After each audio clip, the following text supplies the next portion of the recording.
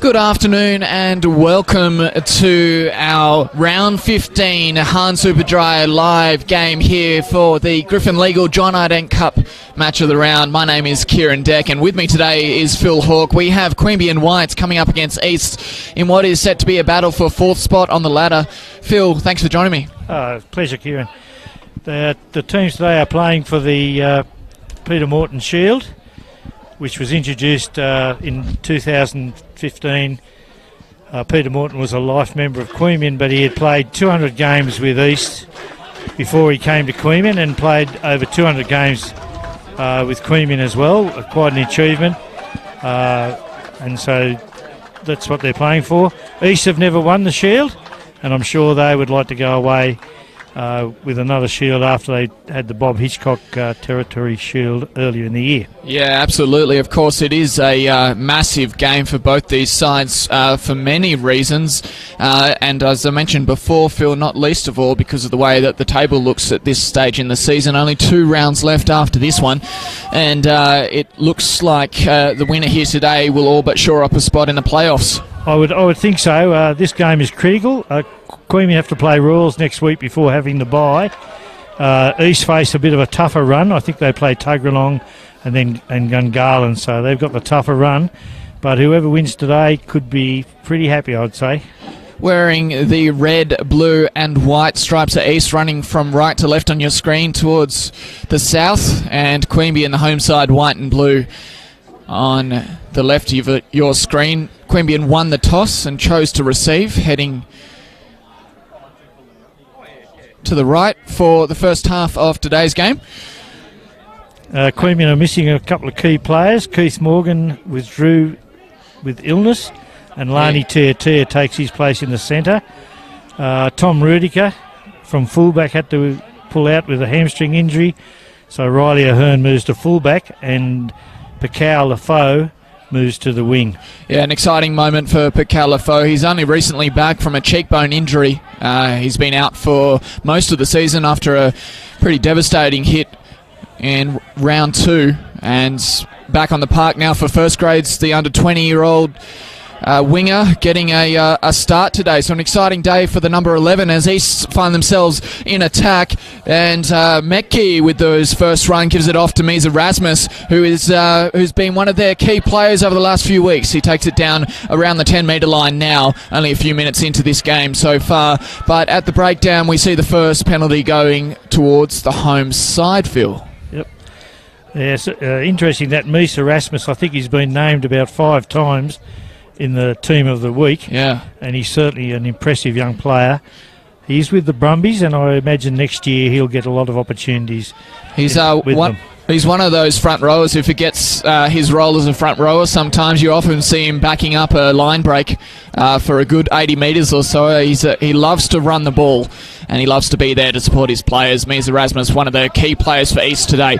It is in the hands of Carl Elliott now to get us back underway in the first line out of the day, and Ryan Jones takes it cleanly. That was beautiful skills from everyone involved, and Zach Tarrant puts it on the boot with the banana kick, just gaining a few more extra metres, and they're going to chance their hand against the East line out.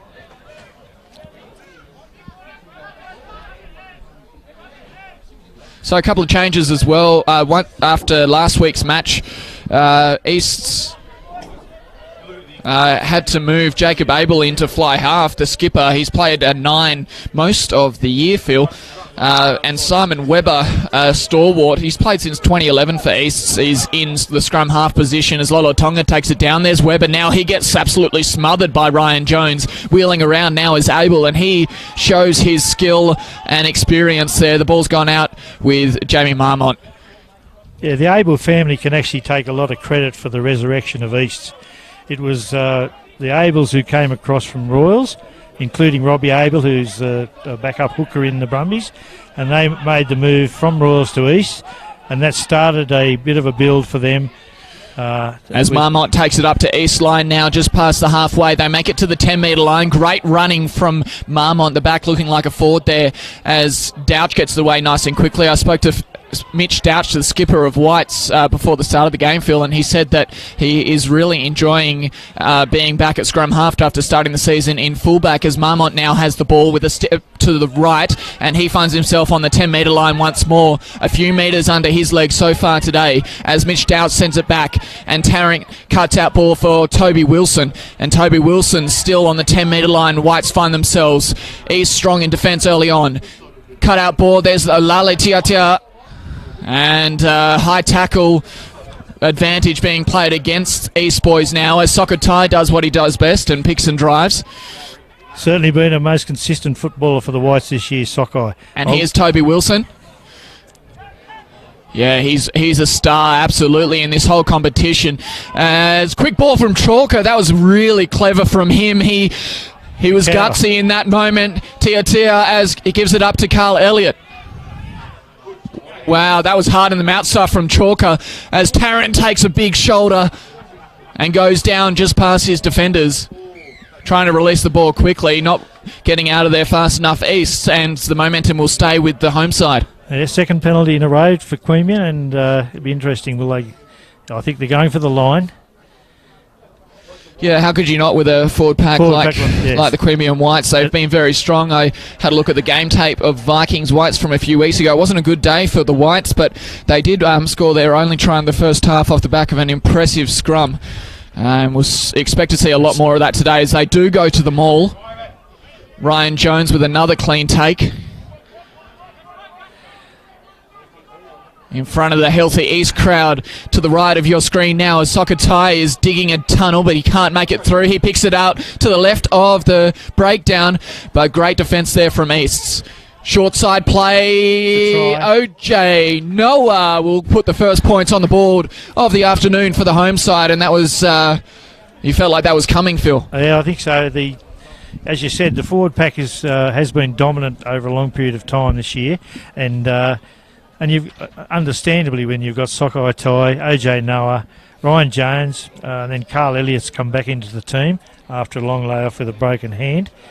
And, of course, you've got the old stalwarts like Niori Nadruku and Toby Wilson. So, yes, a very a forward pack that can challenge any side in the competition.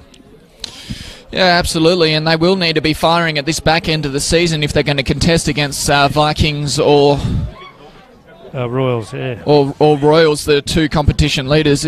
I think those guys at the top of the table really have a lot on offer this season. Queanbeyan haven't had a win against them for most of the season. It's really and a clean kick from Phil Douch. Wasn't a clean kick. My apologies. He did nudge it the wrong way, but it sailed over eventually. So the extras are put on the board with what was quite a difficult kick in the end, and we'll get a restart from Easts. And of course, Queanbeyan like going downhill in the second half, so any score in the first half is a bit of a bonus for them.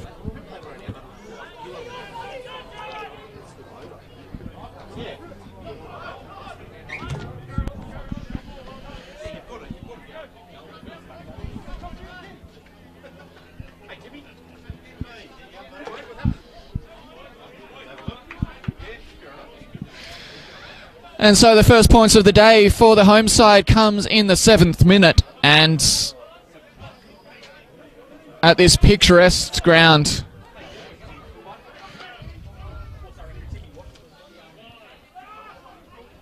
On the other side of the border, Queanbeyan Whites with the upper hand early on, and Simon Webber for Easts will get us back underway once we can get this scrum right. Simon playing at scrum half today, as I mentioned earlier, in place of Jacob Abel, because Carlos Marr is out with a shoulder injury from a couple of weeks ago against Royals. It's a big loss for East because Jacob Abel and Carlos Marr have been really excellent in combination this season and been critical, I would say, to their victories. Certainly, young Abel is a great halfback, and it's probably a good reward for this Simon Webber. He's one of those blokes who's stuck with East through the very lean times, and he gets an opportunity again in first grade. Certainly has. He's been there since 2011, and Abel now back for Rakanai. Rakanai can certainly wreak havoc for this size. Lola Tonga acting scrum half now. Lomaliba.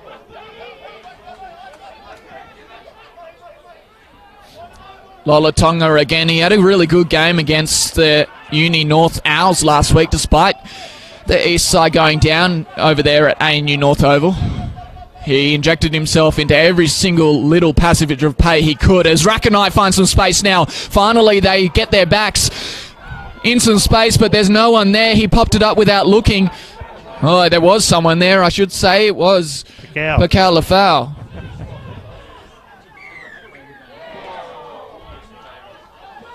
Offside is the call. Playing on, says the referee, and we have a try right to the left of the uprights to Simon Webber of East. He saw something no one else did and caught Queanbeyan White snapping.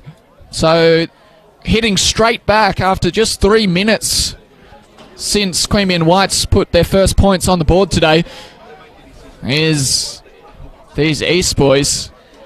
And George Morso will get a chance to reset. That was a confusing passage of play, Phil.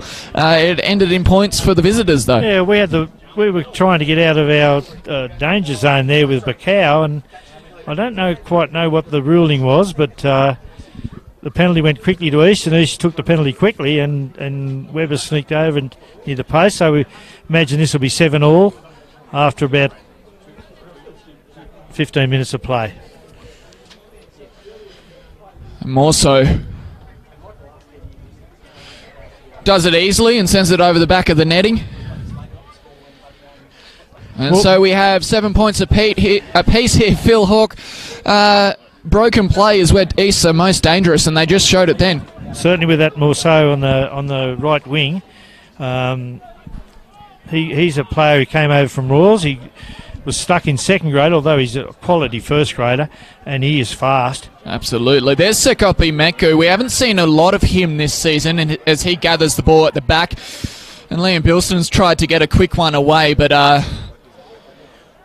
again pinged at the breakdown this East lineup, and Queanbeyan have great field position to hit right back. Are we going to see a ping pong game today? I think so. Look. Just for those listeners out there, ACT Schoolboys got beaten in the playoff for third spot, so they ended up in the fourth spot. They were pretty handily beaten today by Queensland, 21-0. So after winning the championships last year, they found they're going tougher this year as the other sides knew what they were about.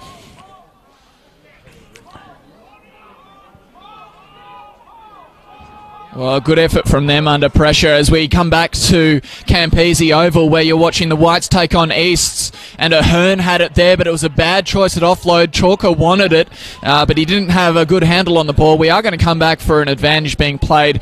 Oh, the referee suggesting that there was a hand from East in there. I think Angelatis, the fullback, knocked it on as Ahern tried to get it away. Yeah, so that was almost cynical, wasn't it? Because there was an overlap on the short side here, and the referee was happy to just set a scrum. Yeah, East, as you say, George Morso, unfortunately for East, they weren't able to get him into space last week. I reckon if they had they would have scored enough points to be contentious against... competitive, I should say, against Owls.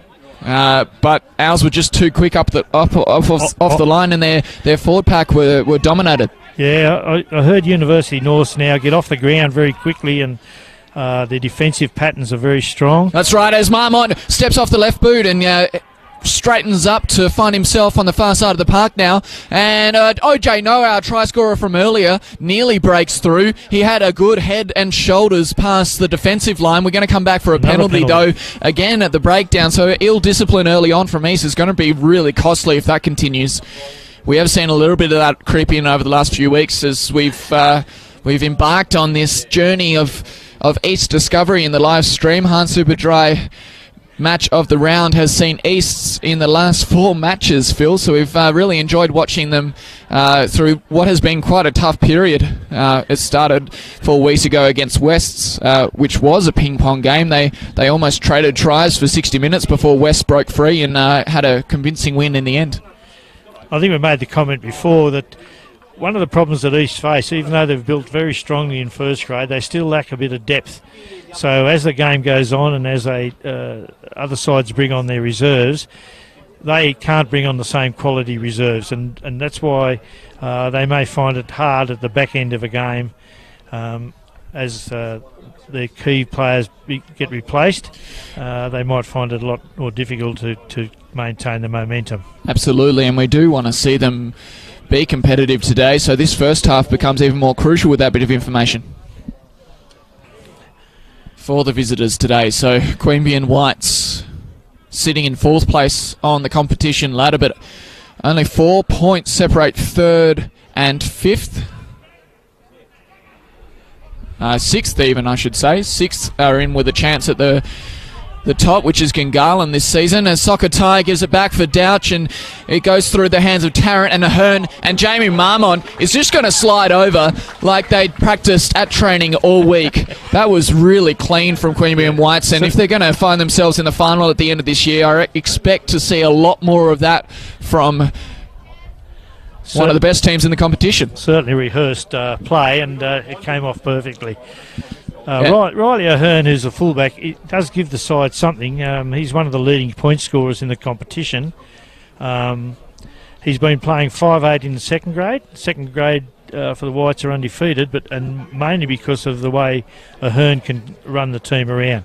At fullback, yeah, it's good. I mean, he was heavily involved in that, and it's good for the young bloke. He's starting to build his confidence, so might see a bit more of him in first grade. And Marmont, one of the highest scorers in the competition this year, and the leading try scorer for the Whites with 8, makes it 9 tries in the competition in 2018. He is a class finisher, isn't he? Yes, one of the great survivors of the club. There's only 2 players there who've won premierships with the club. That's Dan Pencer and Jamie Marmont. They survived from way back in 2008, so they've been running around for 10 years, so that's pretty good effort. And Dan Pencer enjoying just running around this year, not directing traffic, as giving the captaincy up to Mitch Douch.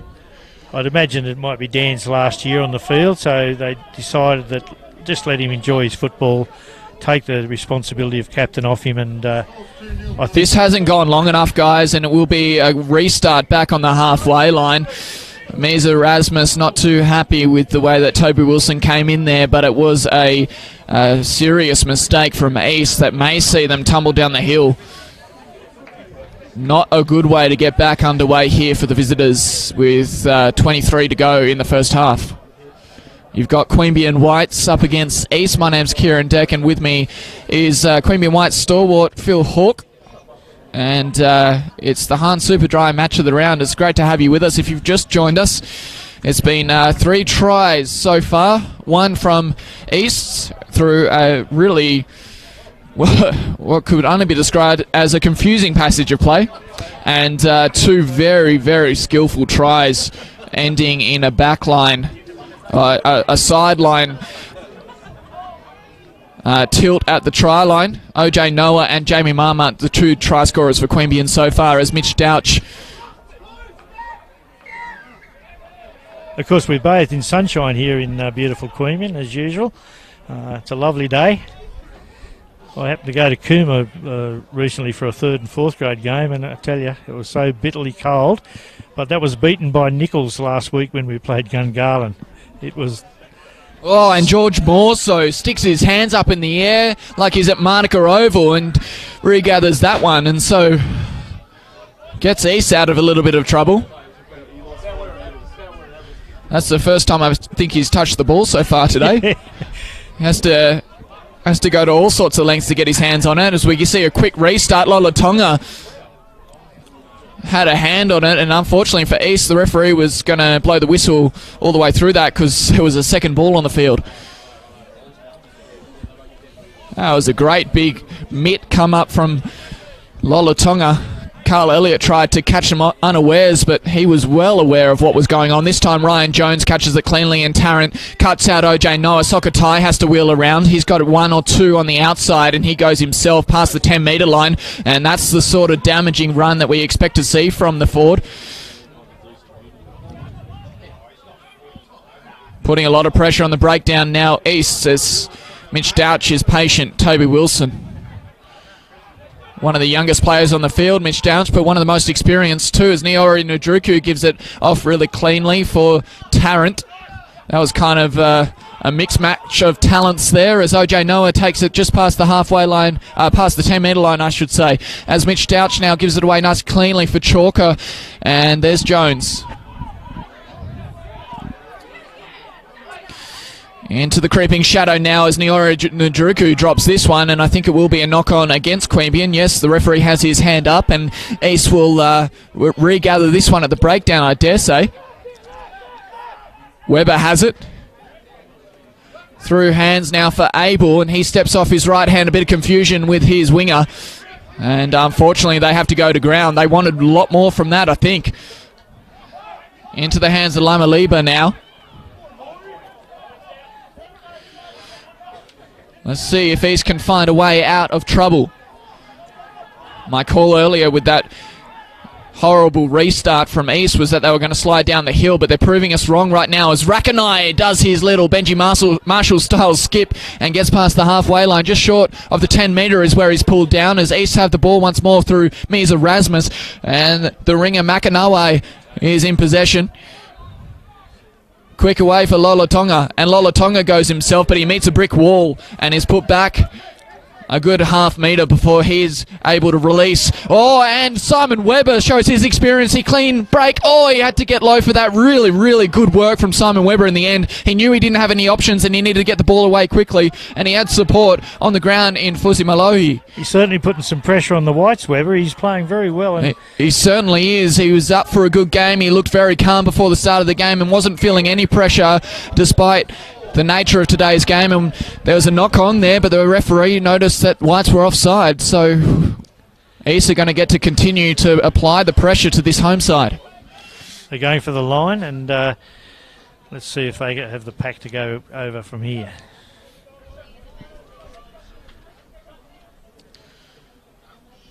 Pretty well drilled, and with that Erasmus there, I think they will make an impression here. Yeah, absolutely. It's almost a mirror image of what we saw on the other side when OJ Noah scored early on in this match, about 7 minutes in. And they have a few players who are not scared to throw their weight around. So first real test of Queanbeyan's defence coming up right now. Lolatonga collected it cleanly, and we go to the maul. Chaos. And try.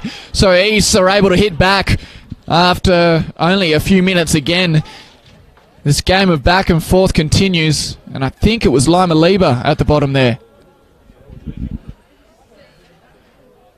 No, I actually am going to correct myself. I believe it was Samuel Samuelu, the hooker for East, who found the way to the chalk.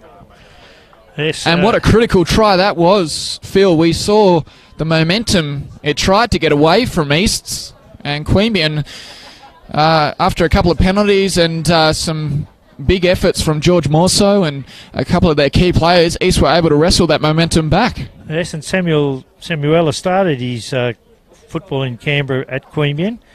He then moved to Royals, and then Royals he was stuck in second grade and made the decision to go with Cornforth over to East, and is now an integral part of their first grade lineup. And unfortunately for George Morso, he isn't able to convert, but fortunately for us watching from the sideline and you guys at home, we have it neck and neck again, 12 points apiece with 17 and a half left on the clock.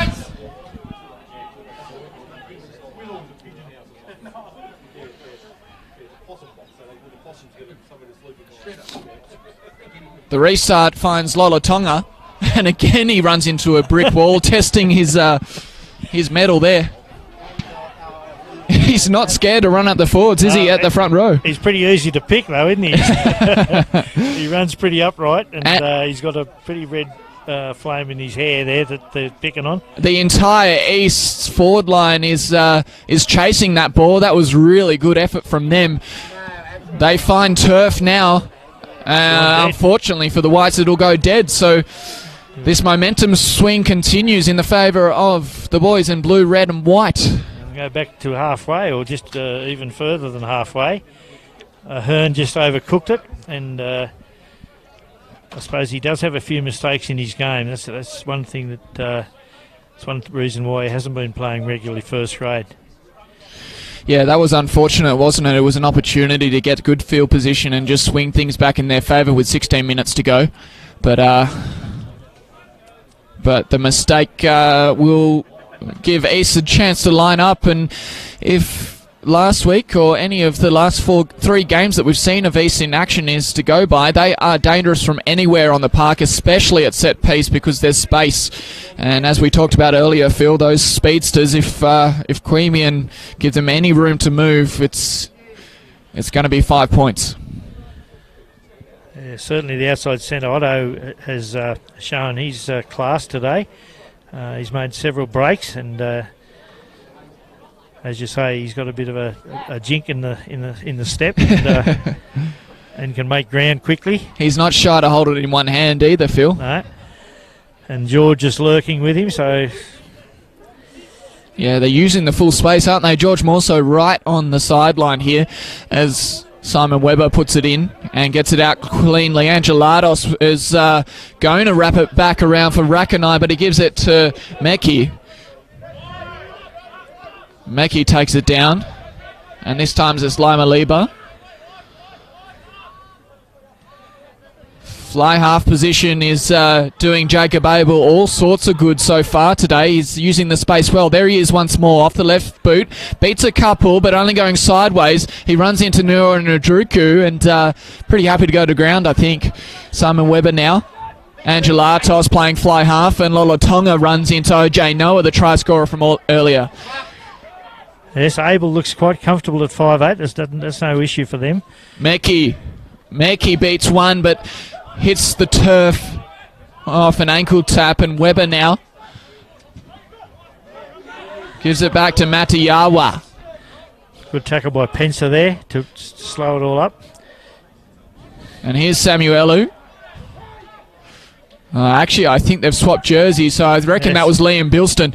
And, and first break of the day out wide there for Makanawai. Oh, man, he's quick. Oh, he's still going, and he will finish it off under the post. East have taken the lead here for the first time this afternoon with 13 and a half to go in the first half through the skilled boots of Makanawai. He saw an angle, and he backed himself all the way to the black dot. Well, we were talking about their pace, and their pace is certainly taking them a long way to this game. That was a very good try. They created the space on the right, and Makanawi stepped inside 2 or 3 defenders to score virtually under the post, and George gets another shot.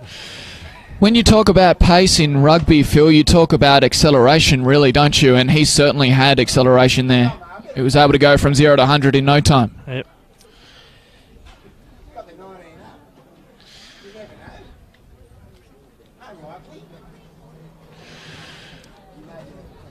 I'm going to heap the praise on Jacob Abel after that play as well, once George Morso has this attempt at goal. So a chance to make it 9 points the difference.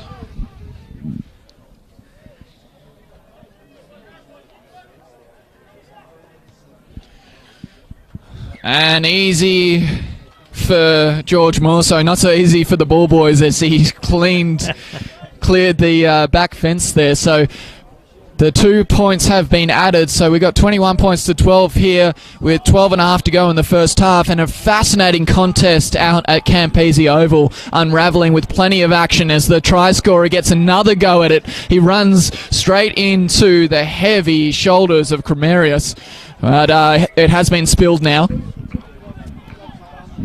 Double knock-on called from the referee, so we'll have a mini break in play. The players will be able to suck it in and for a little bit longer.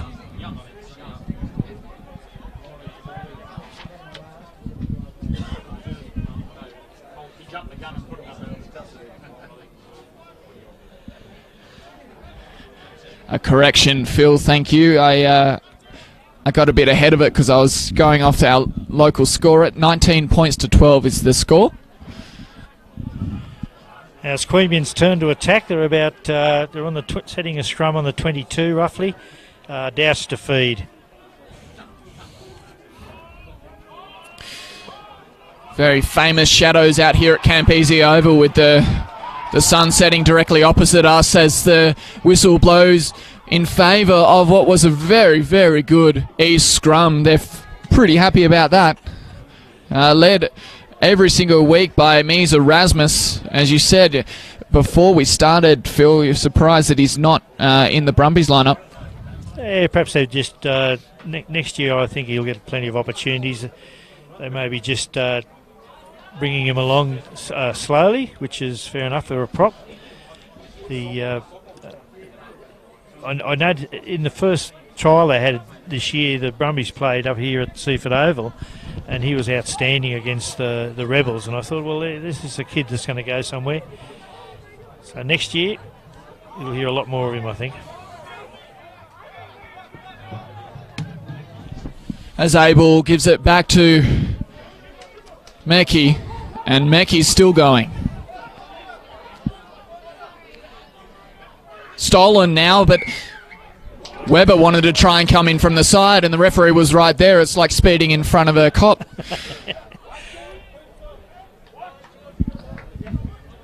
So a piggyback for the Whites with 10 minutes to go here at Queanbeyan Oval in the Hahn Super Dry match of the round.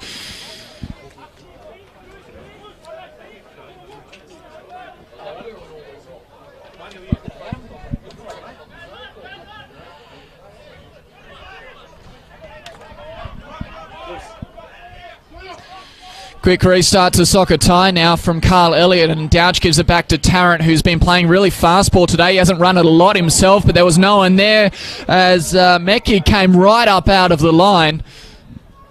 A double knock-on called against White, so a really brilliant piece of defence in the end. It can go either way, can't it, if you run out of the line like that, but Meckie saw an opportunity and he took it and put the pressure on. Yeah, that wasn't on the Whites. Wasn't crisp by the Whites backline. They forced the pass, and that was extremely dangerous, because if he got the ball to toe rather than hit it with his hand, there was definitely a try there. Yeah, there was no catching him. I tell you what, all these East boys, all of them, from Makanawe, Meckie, Rakanai, Morso and Angelatos, all have speed in that backline. It's good because it takes a while to say their names. I think it's the worst list I've ever seen. And Abel now with a cutout ball to Rakanai, and more so finally with a little bit of space and a jig, and he will go out. No, the referee took his time to make his decision. He wanted to get there to see whether his knee had touched the chalk, and it had. So Queanbeyan Whites, all the fans up here with their hearts in the mouth, with more so with a little bit of space to work with. It was only a little bit. That's all he needs, though, isn't it? He definitely was out. He took a while. It definitely took a while to call it, but during the week, Andrew Smith announced his retirement from the Brumbies, and he was one of our allocated players. It's only, and it's a pity that he has retired, because he was a good man for us, because he used to turn up and play. Yeah. He suffered a lot of injuries throughout his time with the Brumbies, and so he's announced his retirement from the game. Yeah, that is big news, because he was an impact player for the Whites when he came down here, and certainly matched it with the best at Super Rugby level 2. Yeah.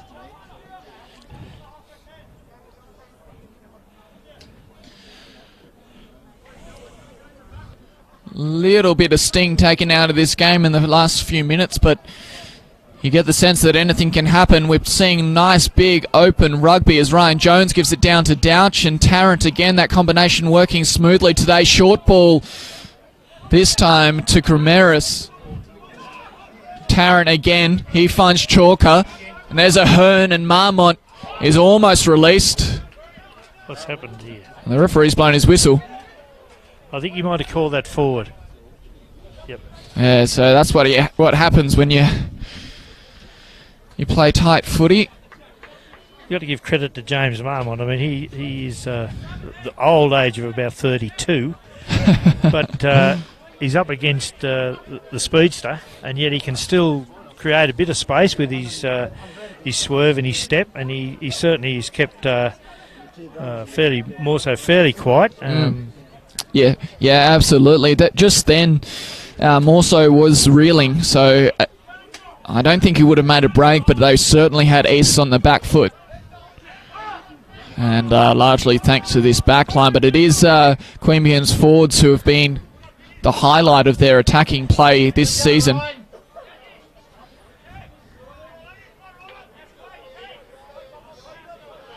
An unfortunate loss to Queanbeyan last week when they took on Gungahlin in Nichols. It was tough conditions out there, Phil. Very tough, and to get beaten on the bell. But we've played Gungahlin 3 times this year. Queanbeyan have scored 93 points, and Gungahlin have scored 92 points. So wow. There's nothing between those two sides. Wow. 2 wins to Queanbeyan and 1 to Gungahlin. We were lucky to win the one out there. Penalty at the scrum now as Rakanai finds himself in space. Oh, that would have been a try, I tell you what, with Morso flying onto that one. Mekki gives him a pat on the back. He was really bummed that his knee got in the way, and a knock-on will be called against East. More opportunities just being created from these set pieces. They're certainly looking more dangerous, aren't they? And that was try time again. I don't think anyone was at home. The fullback's playing pretty well up in the line.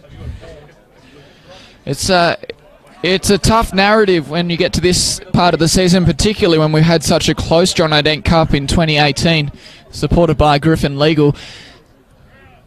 One of these two teams is going to make it to the finals, and likely one of them won't if the other one does. So just the way that the draw has fallen, we won't get to see both these sides in the finals. It's one or the other based on my maths, as we see another break from Makawai, and he reaches the sideline. It's a try once more for East with 4 minutes left on the clock.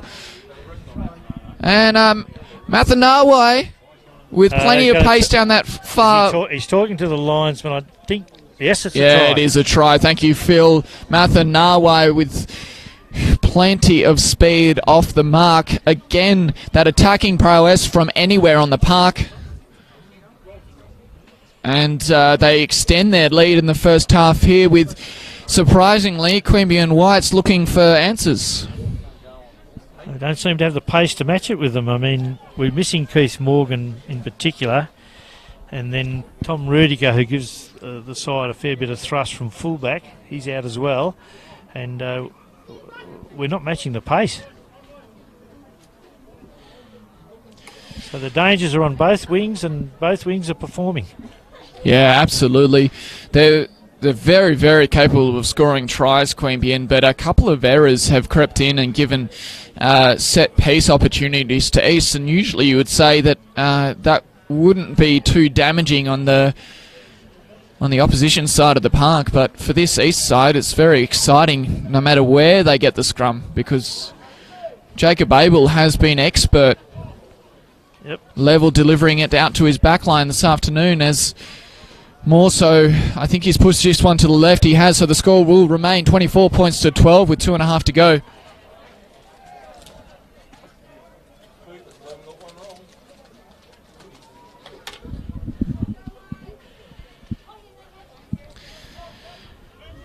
So what's left for Whites to do here, Phil, in the last few minutes? Well, you'd like to think they can get one try back, and only 7 points at half time wouldn't faze them too much, but given that they got the downhill run in the second period, although I can't see that East are going to drop off in this, because they now know that they just got to move the ball, and when they move the ball, they're making plenty of breaks. Yeah, it has been a really tough thing for Coach Tim Cornforth to swallow, though, that East have typically dropped off in the second half when they've lost this year. So we'll see what they can do in the second half. Queanbeyan with a chance to recover another 7 points from their opposition, with TRTR running into his own player, Dan Pencer, there before making it to the East defensive line. Niori Najuruku now with a fumble, but he collects it in the end. Douch with plenty of time to reset, and Pencer had to go backwards almost. Tarrant searching. We're going to go back for a penalty that was blown earlier. And so a few extra metres into that shadow. I noticed, Phil, that I'm really enjoying my height today, you poor mate. You've got your hand defending yourself from the sun, which gets pretty tricky here at Queanbeyan Oval. We'll go to the line here and then... oh, yes, it's not a bad kick. And obviously they'll try and rumble over for a try just virtually on half-time. The siren will go shortly. They've got to have time for this line out. Yeah, certainly great timing for Queanbeyan Whites, and sets up a spectacular second half here at Queanbeyan Oval. If you're watching from home, let us know where you're watching from. Not straight. And it wasn't straight, so the teeth taken out of the jaws of this attack. Unfortunate for the Whites. That was a big mistake from Carl Elliott. That is a massive error. Right on half time, and you don't get it in straight. Yeah, rudimental error, and that may come back to haunt them with a 12-point deficit going into half time. We're going to continue play. The referee's clock's still ticking. Right in front of that new facility there, Phil. Yeah, the queue, it's a couple of squash courts in there, futsal courts, netball.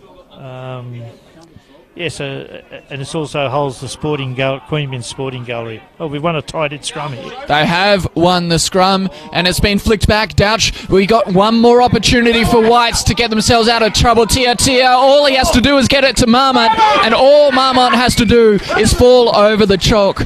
Wow. Well, what a finish to that first half, Phil. We lost the line out on our own throw. They had the scrum. They lost the tight head scrum, and it was just a conventional backline passing movement. But again, Marmont has enough ability to step and beat any defence, and that's his second try for today. It is his second try for today, and the first one was the second of the day. Marmont just crashing over, as you say, with the ability to beat George Morso, who came screaming over to try and correct the overlap that they'd created, but it was too little too late, and we have a fascinating second half setting up here at Queanbeyan Oval. If you're watching from home, make sure you drop a tag in the comment section, get everyone to watch the second half here, because it's going to be an excellent game of rugby at Queanbeyan Oval. These two sides want to be there at the business end of the season. I mean, who doesn't? But they have both worked very hard.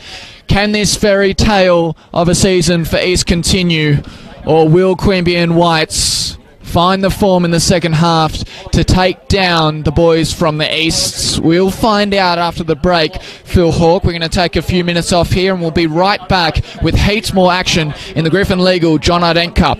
Thanks, Kieran.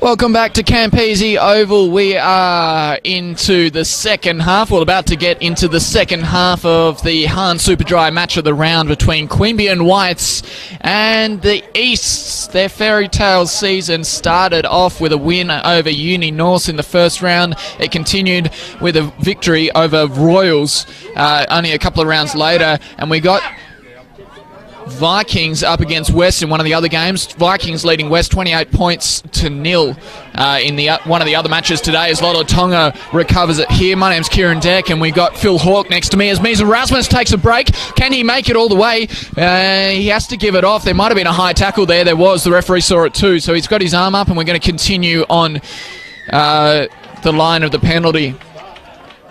It was Matayawa there who nearly had his head taken off, Phil. In one of the other games, Royals and University North, it's 13-all at half-time. And this could be a penalty shot. What a fascinating score that is, as we wait for them to make a decision. High tackle. No, they're going to the line. Yeah, and pretty good decision, I think, especially after conceding that try late in the second half. They would have liked to have gone in with a 2-try advantage, but, well, more than a 2-try advantage. But within the first minute here, we have our first opportunity for the visitors. That score at 13-all Uni North and Royals is very interesting because Uni North, actually, if they win all 3 games, they have a chance of finishing second on the table. So we'll see how that goes at the end of the day. Restart here, this time from Liam Bilston, who's playing hooker today in place of Samuel Samuelu. For the blue, red and white. Jacob Abel looking very deft on his feet today. He has had a stunning game up there for man of the match. If East get home this afternoon, plenty of room here. And they certainly do. Lima Lieber finishes with ease. He had all sorts of space to work with, Phil. At least 2, if not 3 player overlap here on the right side. They've taken a bit of an issue with Carl Elliott falling on the try scorer, but no, that was well worked again. Abel's in the midst of it. He took the ball towards the goalpost, and then they quickly shifted it to the right, and there were at least 2 or 3 of the forwards lurking there, waiting for the ball, and made it to the try line very easily. What should really excite Tim Cornforth about that passage of play, Phil, is that they're showing they've got the maturity to score when they have the opportunity, which they haven't shown, in all honesty, in the last couple of weeks. When they've had that chance, they have choked, they've coughed up the ball, or they've given away a penalty. And today, they're looking an entirely different team to what we saw last week against Uni North Owls. Well, they're certainly composed. I think we've got a linesman's report about... Well, hang on. I thought that might have been Carl Elliott being called out, but it's one of their players who probably... He's called out the captain, Mitch Douch. Yeah, interesting. We'll see. So I assume Abel's going to act as the QC for his flanker number 6, I think it is. Yeah, Matayawa. He's going for a card, I think. Well, Elliott's certainly Carl Elliott's going to the bench. Yeah, he is. So we'll be 14 men. A red card. Oh, and a red card for Matayawa. So I dare say, Phil, that would be a... I think what happened, Elliott fell on top of the try scorer, and 6 took offence to that and might have thrown a punch. Consequently, Elliott's got the yellow, but unfortunately for the East player, he's got the red. Yeah, Matayawa came in afterwards and has been reprimanded for it, so a red card will mean that East will finish this game with 14 men, and Queanbeyan Whites only have to wait 10 minutes before they get their hooker back. So, wow, what an interesting turn of events in the 3rd minute of the second half. You got Mr. Abel running the water for East, which is good. Of course, all the boys, the Abel boys, are all been on a Mormon mission, so they've given up their football for 2 years, and I think he has nailed that. What a kick, Phil, as George Morso finds his boot right at the right time And we go 31 points to 17. Yeah, so the boys have given up 2 years of their life to go on Mormon's missions, and obviously it hasn't affected their football anyway. No, very impressed with Abel at 5'8". Certainly hasn't. They are all very impressive players, and we only see Jacob out there today, but his brother Robbie has been out for East this season, out on Brumbies duties. So another penalty against Whites just now. We'll see East restart just 5 metres short of the halfway line in the Griffin Legal John Dent Cup. Super Dry match of the round. You're with Kieran Deck and Phil Hawke. Well, certainly Queanbeyan cannot afford to let East score again. They're now 2 converted tries off the pace. Another one would just about put it beyond reach, particularly that while East are playing well. It's not as if... Good hand in the end there. Liam Bilston's throw wasn't great. Lola Tonga wasn't able to recover it though, and so Whites have possession. Mitch Douch for Tarrant. Chalker ran the inside line, but Tarrant instead opted to run into Lola Tonga. We have advantage play for a high tackle against Lola Tonga. Tempting to turn it over. To be fair, it wasn't much in it because Tarrant stepped back to the left and unfortunately the East player just caught him on the chin. Druk coughs it up for his opposite number as Mies Erasmus picks it up, and it's sent back through the hands of Angelatos and over the top for Mecki. He has Morso on his outside. He's going to use him with a beautiful ball. It may have been forward. We'll call it because we were right on the line, but no one is going to catch George Morsu. We'll wait for the referee to blow his whistle, and he's happy with it. The hands in the air. And another 5 points go to the visitors. He's going to now have a go at Ryan Jones because he claims that Ryan Jones, I think I'm pretty sure. Oh no, he's right. I thought he was going to call Ryan Jones out, and he has. He's going to send him to the bin. Yeah, a yellow card for Ryan Jones for the tackle in goal. Yes. After the try was scored, and it's fair enough, I think, Phil, because a tackle like that's not needed when it's all done. He touched him, but he must have. Yeah, yep. So Ryan Jones that all leaves come the about field. because one of the Whites forwards, Niori Ndruk, has knocked it on. Yep. And East have gone quickly to the left, created a small amount of space, but old Georgie, of course. Yes. Lightning George is. He was going, wasn't he? He was flying. He had to idle in second gear because Sikopi Meku wasn't as fast as him and timed his run really well. I called as it was unfolding that it might have been forward, but the referee agreed that it was quite flat. So George Morso it was flat. Adding the extras for his own try. It was certainly flat, but it's on the scoreboard, 38-17, and all sorts of trouble now. Now remember, they've only got 14 men. Well, East have 14 men. We've both got 14 at the moment. No, actually, Queanbeyan Whites have 13, Phil. Oh, you got 13 now, for now, yeah. Yeah, for now.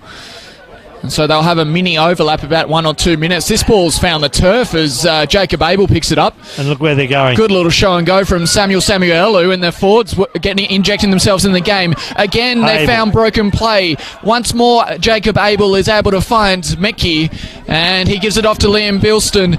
And Mathanawai with a double. Can he make it a triple this afternoon? He certainly can, folks.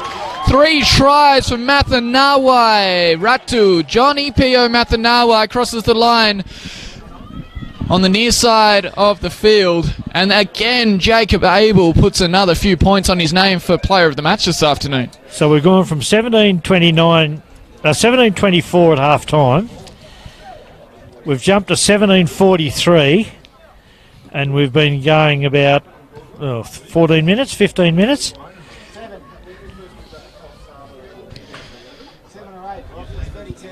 No, only 8 minutes. Only 8 minutes gone in the second half, so it has been an exceptional display from the Easts out here at Campese Oval. against Queanbeyan Whites, who my pick was, I was having a look through all the stats and the stories before the start of the playfield, was I think Whites came into this game as favourites considering recent form. But East have turned it on today. A celebrity tip from Chelsea Wilson, who designs the Stampede, certainly went for East. There you go. It is a great book, isn't it, this? Oh, yeah. George Morso. I'm talking about the Stampede. Up to issue 15, round 15 of the John O'Dent Cup, and Morso's not able to convert this one. So the score will remain 43 points to 17 with 31 and a half to go in this match here. But so we had the left winger score. A couple of minutes later, yes, we've got the right winger score. Yes. And well, the left winger has scored. Mathanawa has scored 3 times. He's got a treble with still more than half an hour to go. And that one was definitely out. Mathanawa tried to produce some magic, but there's a flag in the air. So Queanbeyan with their first real field position for the second half.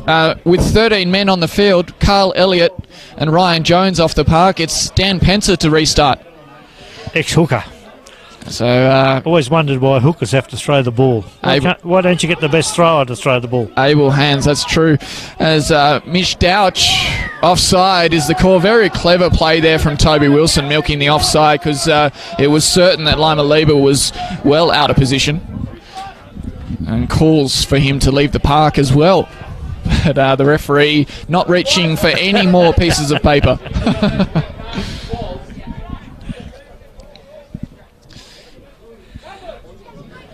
We may be on track for a 100-point game here, Phil.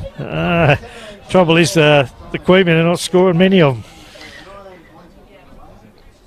My thought is that with this sort of field position, they should go over the line. Elliott's have done all day. Moving down to go on. Yeah, so his 10 minutes is up. I can't believe it is. It must have been in the first minute or so of the game.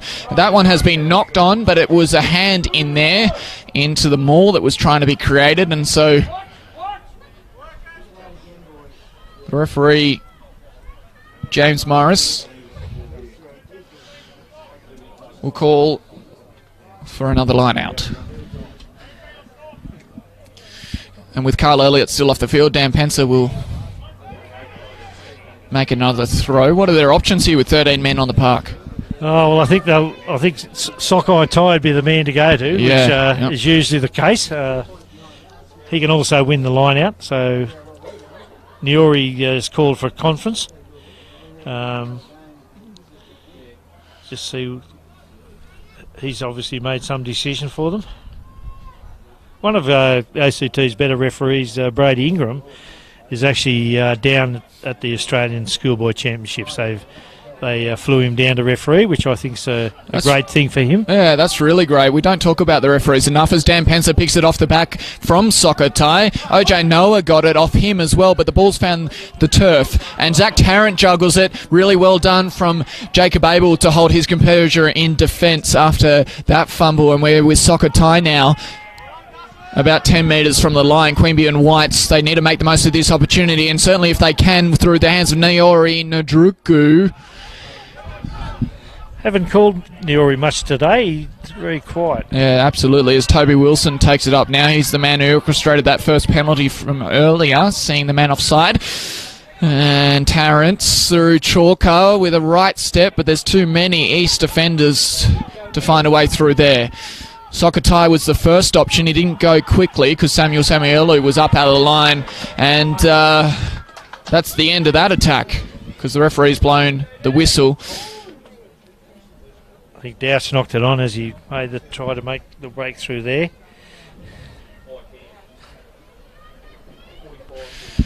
And still with only 13 men on the park, but Carl Elliott warming up his ankles on the sideline as the sun gets nice and low here at Campese Oval. Just under half an hour to go now, with 43 to 17 in favour of the men wearing blue, red and white. Has been a scintillating game of rugby. At half time, Phil, it was only 17-24. Yeah, thank you. Only one converted try in it. It's jumped to 17:43. Quick maths.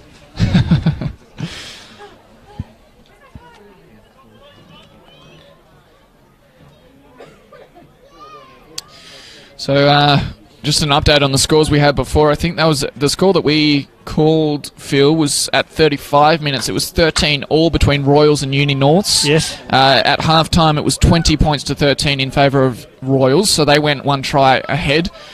And after the 27th minute, Tuggeranong have a very sound lead against West, 28 points to 5. Which is to be expected, but if Uni North can take Royals all the way, it will make for an interesting final 2 rounds.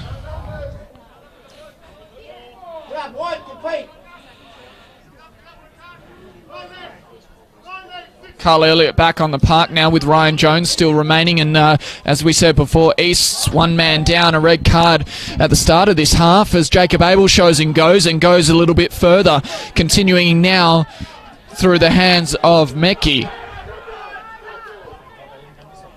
Actually, Mathanawe and Rakonai still, he's got more so on the inside. Can he get it to him? He certainly can. He takes off, but he can't get the whole way there. That ball may have gone forward. It's still in play. Jacob Abel picks it up, but he fumbled it on the way through, and the referee will bring it back.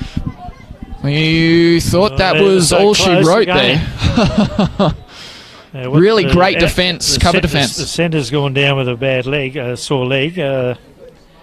The 13, Otto. Yeah, Otto Rakonai. The other bloke we've probably not mentioned enough is the East inside centre, the 12, who is Meki. He's solid. He's been solid. He knows how to run straight, and what that does is it creates that space outside for his centre partner, and then the wingers they're in a field day. They'll sleep well tonight, both of those wingers. Yeah. It is the opposite, isn't it, for Queanbeyan Whites? A couple of their wingers. Well, we have seen Jamie Marmon injected a couple of times, but Pekka Lafaux hasn't seen much of the ball today. Hasn't seen the ball, and the midfield play by Queanbeyan has been ordinary. Let's say it's been ordinary. I'm going to back up your praise of Sikopi Meki, the inside centre for East, because he certainly has played a very different role to Jacob Abel, but the go forward through all of their backline has been the difference so far this afternoon. And we're going to come back for an infringement at the scrum, 43 points to 17, just under 25 minutes to go now. Well, I think Otto's struggling a bit there, but he might work it out, work his ankle injury off. Yeah, a bit of luck for East. It's just a knock. This may not go out. Morso read it really well, and he sends it back to Angelatos, and that's a really, really poor mistake once more.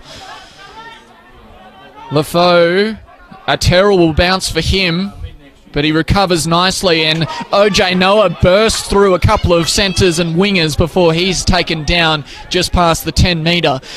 Oh, and a fumble. That's cold hands on a cold, brisk July day in Canberra. After you're on the bench for 10 minutes, your first pass goes to ground. That's a real shame for Carl Elliott. So we'll have a scrum on the 10-metre. I'd say Otto's going to be replaced after a very impressive performance, and number 20 for East is going to come on. And we've got another injury here. Another injury there. I don't think Otto can continue. Yeah, I'm not sure about number 11. Mathanawe, the hat-trick scorer. He's probably covered more territory than he will in about 6 weeks.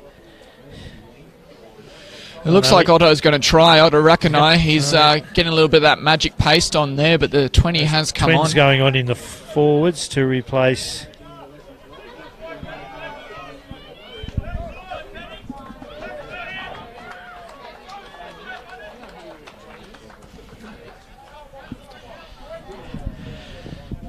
So Penny Nefo has come off, and the reserve has gone on to number 8. Penny's a player we haven't talked about much today, but I think he's been doing a lot of work off the ball, hasn't he? Yeah.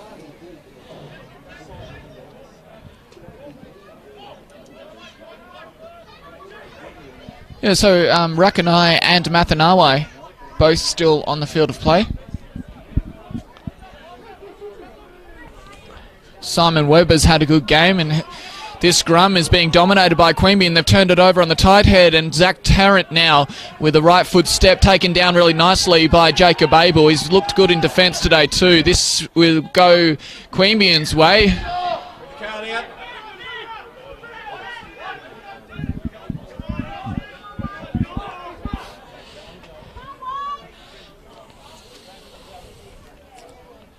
Ryan Jones has just come back onto the paddock. So they're back to 15 men, the full complement for Queanbeyan. A reminder that they lost Roland Matayawa to a red card for an alleged punch at the start of this half. The East Boys did, so they will be playing with 14 for the rest of the game. We may see a swing here with 22 to go. Queanbeyan with 15 men on the park for the first time in about 15 minutes. Chalker, flat ball, out to Ahern, and Ahern breaks through. He just tries to pop it up.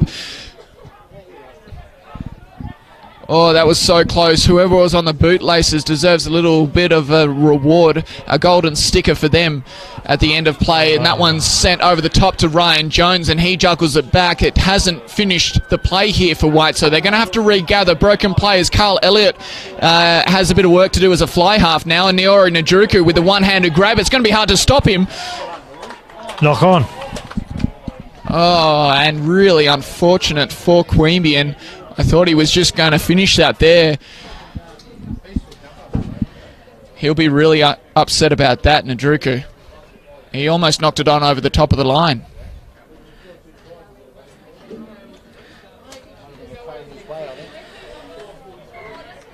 So Josh White's coming on, who played 5'8" in the reserve grade. He's obviously going to halfback, with Douch going back to fullback. And Riley O'Hearn's been replaced, so Douch goes to fullback, White goes to halfback for this last 20 minutes.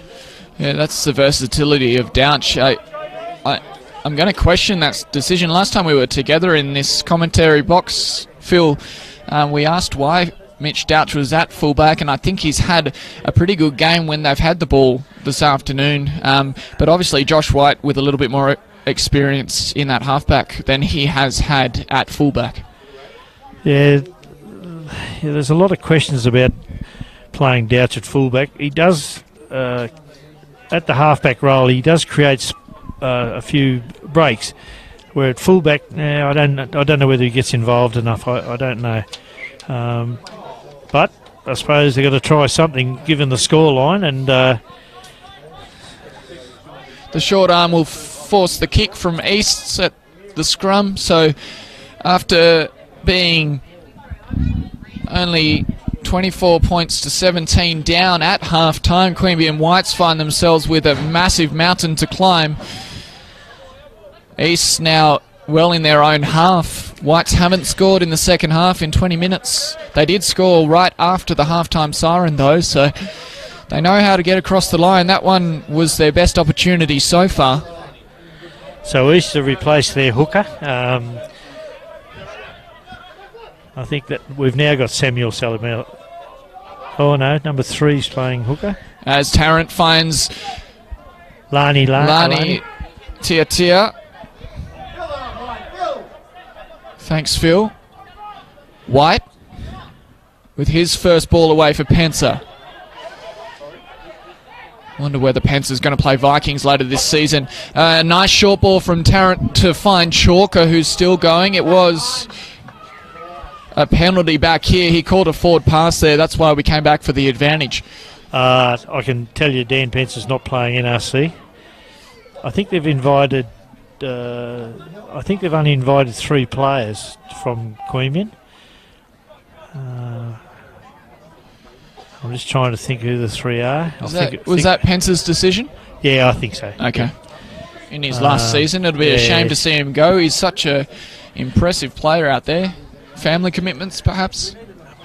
I think he didn't want to be holding the tackle bags this year. I'm just trying to think who who've been invited. I think Fred Cahir from the Colts, the prop, he's been invited. He's had a few goes at first this year, hasn't he? Yeah. Perhaps Niori Nadruku would be the second one. And I would think Doubt should be the third one. As White puts it in now. Back for Chalker, playing fly half with a beautiful cutout ball. And he's going to finish it. Pacau.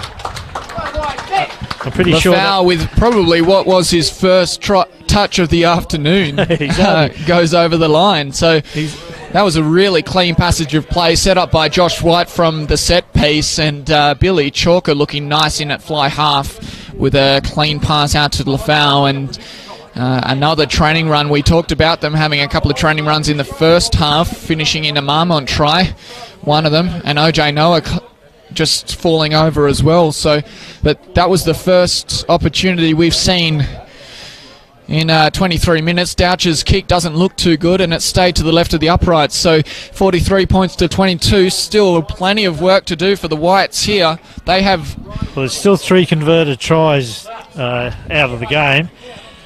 17 minutes to go. And they've had to work hard to get that try, given that East have got the 14, but they'll have to score a try in every 5 minutes, but it's taken them 10 minutes to gain ascendancy and territory each time. They just haven't got the go forward at the moment, and East have sort of not slacked off, but they're certainly just playing for time, I think. Yeah, which might be a dangerous thing to do at this stage. Oh, it certainly is. Queanbeyan can score from anywhere.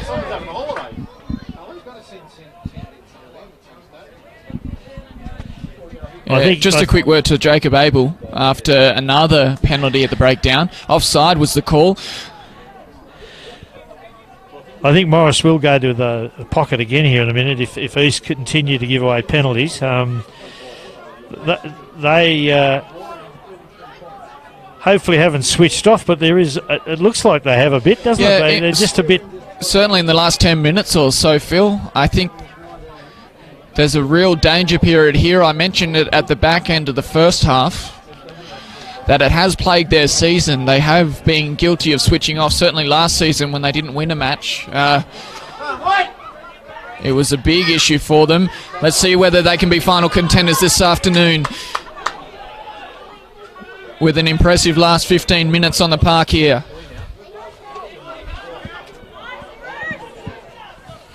White now, and Tarrant almost flat-footed, doesn't have anywhere to go. He's going to get taken down.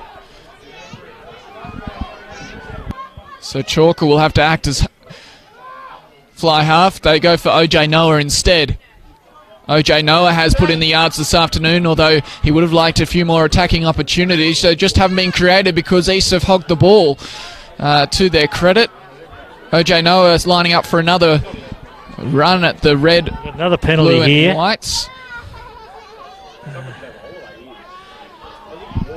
Another offside and another penalty. Tarrant had inside option and he went for Tiatia instead on the outside, and he makes a metre or two. Little quick go from Josh White and pops it up for Pensa. Pensa takes on Lola Tonga. Pensa takes on 3 more, and he's only a few metres from the line now.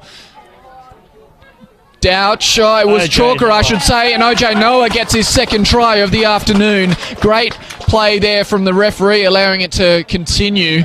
And they double up in only a few minutes. I think you're right, Phil. East have turned off at the mains, and Queanbeyan have capitalised. Remember, we lost an East player to a red card at the start of this half, so they're only playing with 14 men, and Queanbeyan White's finding the space.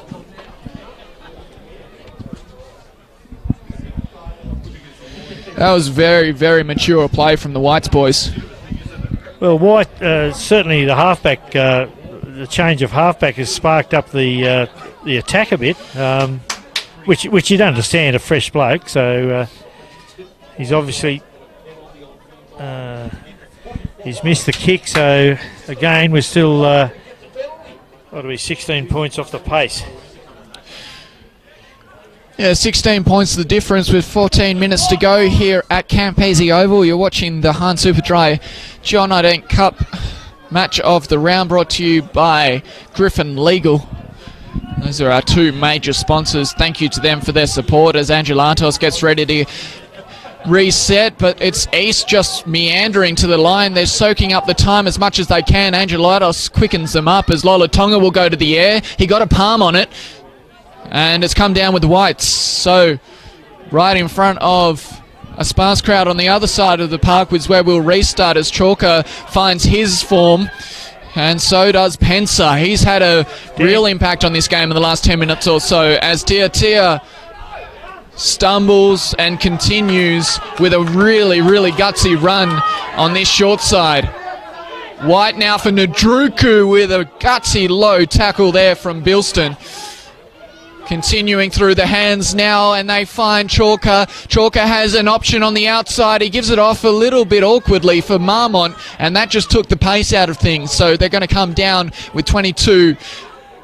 And Tarrant for Nadruku. Good tackle from Samuelu. Almost a fantastic pick up there from Douches. Continuing on. Can Whites mount a huge comeback here at Queanbeyan Oval? Come on. Maybe is the call from the crowd here, and answer to my question is Soccer Tie nearly finds his way over. He does. Soccer Tie, everybody.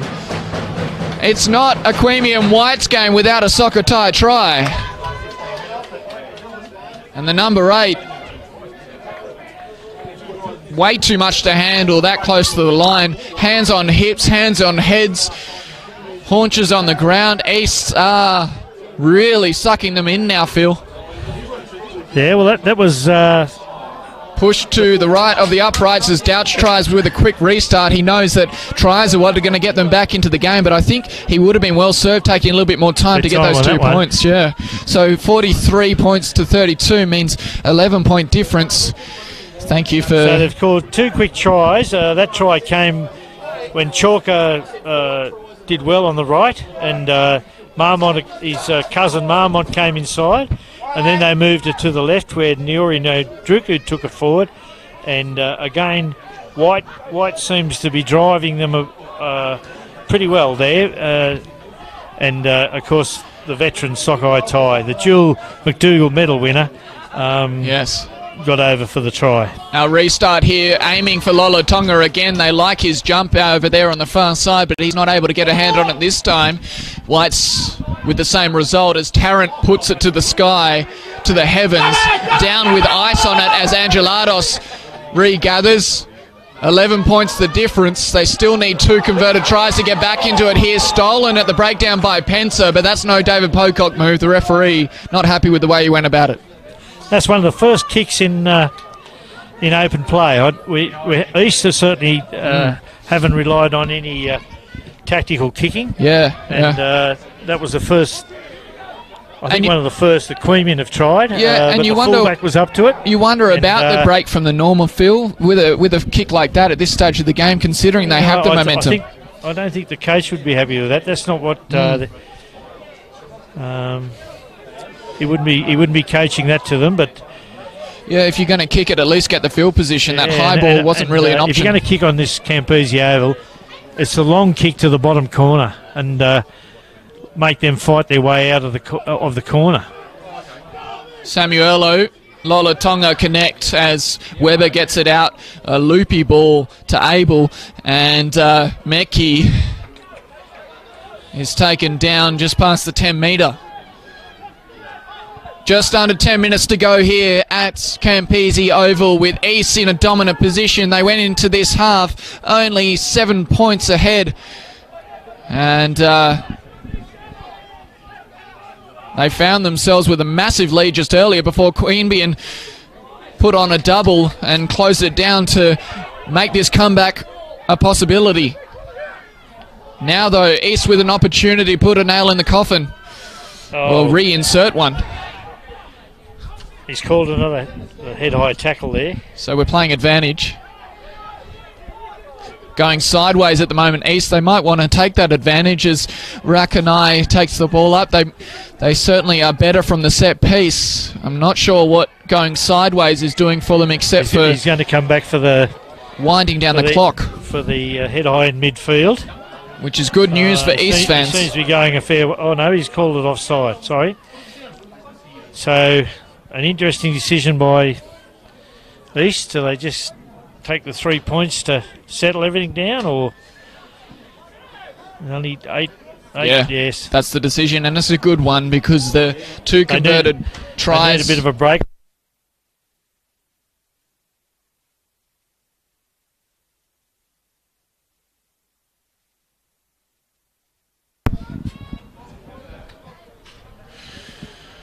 Yeah, it was a good decision, and more so is going to line it up pretty much in front of the post. If anything, this is going to soak up some time, Phil, with 8 minutes and 10 seconds left on the clock here at Queanbeyan Oval in the Hahn Superdry match of the round.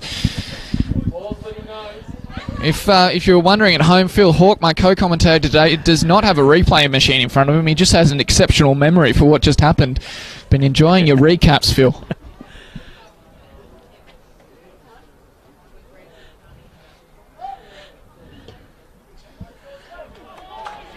Clean kick there from Morso, adds the 3 extra. So we're back to 2 converted tries, and we've got 7.5 minutes. Yeah, very, very good score there from East to settle the nerves after Queanbeyan hit back. It feels like finals footy here at Queanbeyan Oval. It's stolen at the breakdown. Josh White taking his time and just lining his troops up, getting numbers in the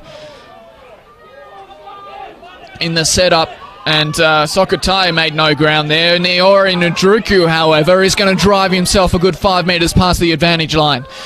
Over the top now through the hands of Zach Tarrant. Penalty against East. Still 2 converted tries needed, as you said. No doubt they'll go to the corner and go the line out. Well served to take his time here, Zach Tarrant. He's missed a couple off the boot, and this one is he makes sure of it. So good decision there to go for the line out. And there's a replacement with Fred Kahia coming on for Jordan Cremeras. Yeah, so that man you mentioned before in the NRC squad, Kahia, wearing Fred, 17. Yep. He was a whisker away from going with the Wallaby under-20 side. Yeah, right. After his performance against Gungahlin in the first round, where he played against Tom Ross. Looking for the maul now, Queanbeyan White. What a replacement that is, Phil, as they go a few metres forward. We're going to see him come out nice and quickly because I think they're going to have an overlap here. And the penalty's been blown. Got the penalty play on. Yeah, so they haven't played the ball. Sockeye? No. It was Sokotai. He nearly got through, but good tackle in the end. Zach Tarrant back at the inside. Ryan Jones has reached out next to the right-hand upright and closed the score. 37-46. Oh, he's already put up the conversion. A hot-handed scoreboard operator. 37-46. We got 5 minutes. Ryan Jones, yellow carded earlier on in this half, and comes back with a slam dunk of a try. So now we're 1 converted try, the difference, and 5 minutes to play. And there is a Queanbeyan Whites player on the ground. It's Niora Ndruku. He's come up with a limp. It looks like he's going to rejoin the Whites half. As you said, just under 5 minutes to go here. What a tense game of rugby union we have on this afternoon. Both sides conceding plenty today as Dan Pencer comes from the field. Pencer's off, and the try-scoring sneak, Cameron Stanley's is on. Dirty clothes, dirty knees, and a round of applause for Pencer. What an effort it has been for him today. And whatever effort this Queanbeyan White side have put in to come back against East. Oh, and Lola Tonga put himself in that position. There shouldn't be a penalty there. He really got up, though. That vertical jump should be on some sort of record books. And it's given back for White. Douch links up in fly half. Oh, and he's slipped over, but did really well to stay in. Forward pass. Forward pass called against Queanbeyan Whites, and East now with great field position, and the energy seems to be ping-ponging from our left to our right, with the Queanbeyan Whites on our left and the East on our right this afternoon. It was interesting that air collision then. Falau got a couple of weeks for an incident like that, and I'm not saying that anyone deserved anything, but they're usually pretty tough on those things. Yeah, I do believe from what I saw there wasn't any interference from Queanbeyan. It was just Otto who got up over the shoulders of the Queanbeyan Whites defenders. So they're allowed to contest in the air, and I think that's fair enough. Yeah, absolutely. I do actually believe that decision on Israel Folau was bad for the game of rugby union, but that's a conversation for another time, Phil, as the penalty's been blown in favour of East and the hands go together. I'd be kicking for the goal. I wouldn't be worrying too much about anything else. If they get another 3 points, I'm sure George will have to kick for this. Yeah, taking it out of range of a converted try, and a few heads dip on the right-hand side of screen. Another progress score from the Royals clash after 68 minutes between Royals and Uni North. Royals have the lead, 25 points to 18, so a close one there, and Vikings are up 38 points to 5 over Wests after 50 minutes, so looking likely to take that one away, and the question remains if Uni North can pull an upset over Royals. They did it a couple of weekends ago to Vikings, I'll mention. More so. Oh, he's missed it. Still he hasn't missed too many today. And he'll put it on the ground, so we'll come back for the 22 restart. Yeah, no, not a good kick there, and still a converted try. An really high ball as Lola Tonga was underneath it. That was the man who went up head over heels before. And the advantage, the groan you can hear in the crowd is for a penalty blown against Queanbeyan at that last breakdown. Misa Rasmus didn't go very far, and we'll come back. High tackle. He said that was a high tackle. Yeah, so interesting decision from referee James Morris, but of course his decision is the right one always, Phil. This one, not quite out. Good attempt from Lafau. We're just not tall enough. And get enough. So we've got a line out. We've got a line out 10 metres out from East line, with East to obviously throw from that penalty. Best described as maybe a doubtful penalty, but Queanbeyan now find themselves with a minute to play and on the defensive. Ryan Jones has stolen the ball. Turned over, but the knock-on will be called against Queanbeyan Whites. And must have dropped the ball. Yes. So a real shame for Ryan. So the scoreboard is clicking down. Obviously the referee is the sole judge of time. But the scoreboard attendant has tried to keep the time accurate by taking time off for injury. So there can't be much in it. Yeah, under a minute to go, about 30 seconds left on our scoreboard that we can see, with 46 points to 39 at Campese Oval. Queanbeyan Whites 7 points down at half-time have come to 8 points down. 7 points down again just before the end of play, I should say. They've won the scrum. And won the scrum, so there is time to do it. Can they do it after the siren? Because with 6 seconds left on the clock, on our clock, there can't be long to go on the referee's watch. Another penalty blown against them as Josh White gets the quick restart. They're going to try for a long-range attack. They go to their bow and arrows to try and shoot from well into their own half. OJ Noah. Short ball, Lafau still. He's got a prop on his back and he's going to go out. I think his foot touched the he's sideline. Play on. Continue soccer tie.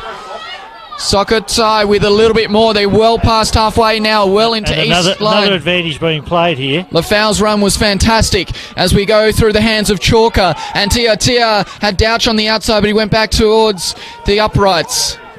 46-39. Another penalty. So they've been piggybacked all the way into East Territory. Another quick restart here for Queanbeyan. And they're right in front of the post.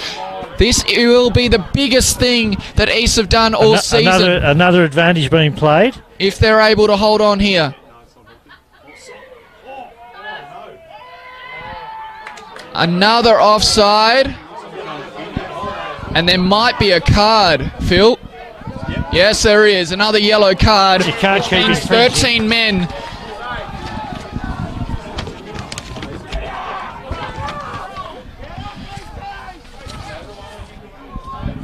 13 men for East. It was Lola Tonga who's sent off for 10 minutes, but it won't matter that it was 10 minutes because that's all. They will go for the scrum.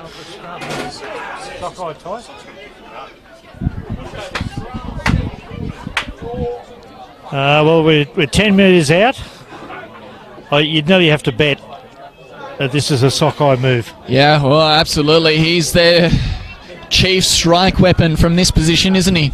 And especially if they win the scrum, if Sokotai can come out fast. Lola Tonga for his infringement at the last breakdown.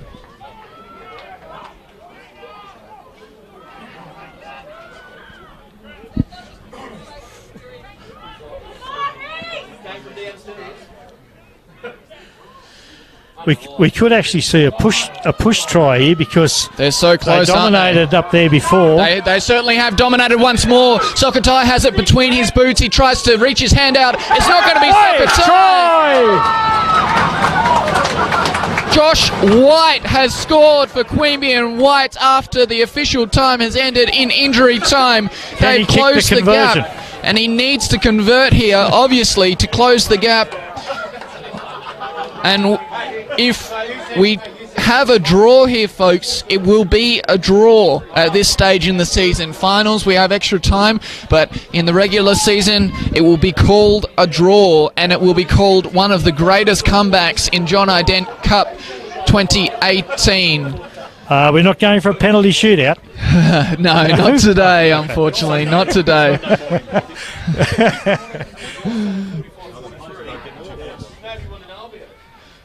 No, that's Russia, Phil. Oh, and he's kicked it. 6-all.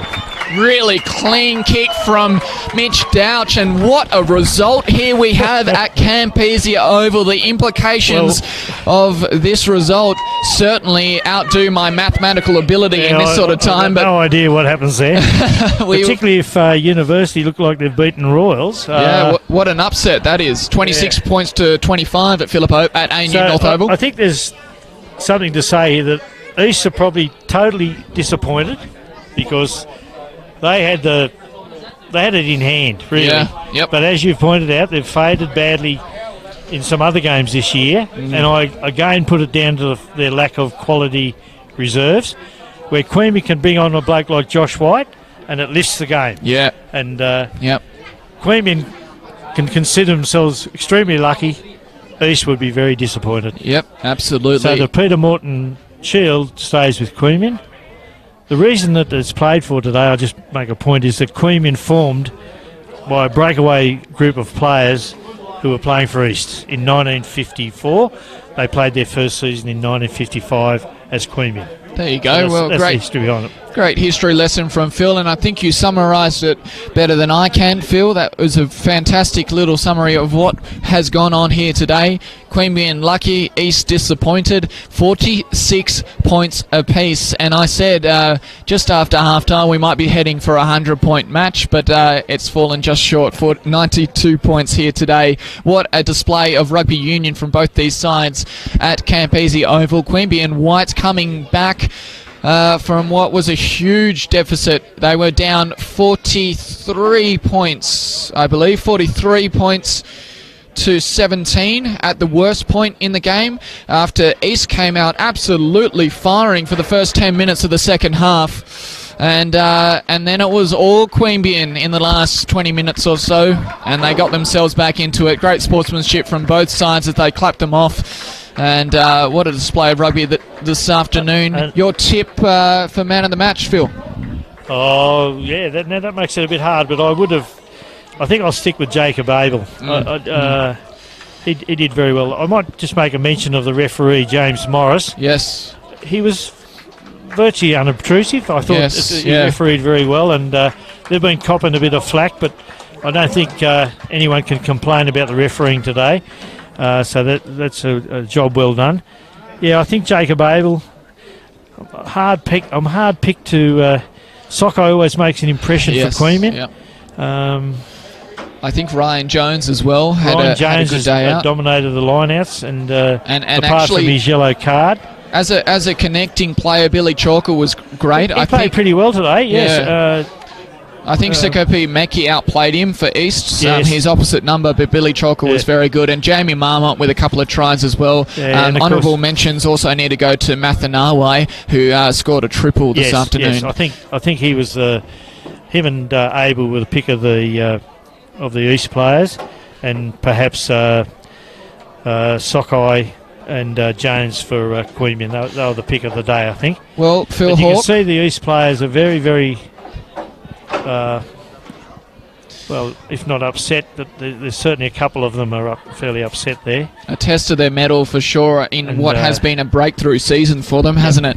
Huge credit. I don't think their season's over though. No. I mean, no. Well, that fade away though is a bit of an issue for them, isn't it? It is an issue. Well, as I said, the maths make it very interesting for the final couple of rounds. We have heaps more action this season. Stay with us in the match of the round, brought to you by Hahn Superdry. Big thank you to the sponsors of the competition, Griffin Legal, and thank you to you at home for watching this afternoon. My name's Kieran Deck, and Phil Hawke has been with me. It's been an absolute pleasure. We'll catch you next time. Thanks very much, Kieran. Bye.